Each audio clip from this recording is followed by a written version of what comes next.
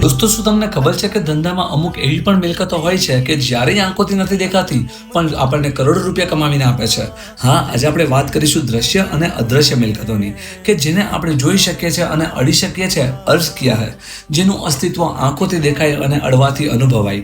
એ જમીન, મકાન અને વાહનો દ્રશ્ય મિલકત કહેવાય. પણ અમુક મિલકતો એવી છે જે ફક્ત અહેસાસ કરાવે છે, જેમ કે ધંધાની બજારમાં ઇજ્જત એટલે કે પાઘડી. સાંભળો, જે દેખાય નહીં આંખોથી પણ ધંધાની કિંમત આસમાને પહોંચાડે, એ પાઘડી, પેટર્ન, ટ્રેડમાર્ક અદ્રશ્ય મિલકત બની જાય. તો જે દેખાય છે એ દ્રશ્ય અને જે ના દેખાય એ અદ્રશ્ય. જો અકાઉન્ટિંગની આ ગુજરાતી શાયરી મગજમાં ઉતરી ગઈ હોય ને તો અત્યારે જ વિડીયો તમારા ભાઈબંધો સાથે શેર કરો.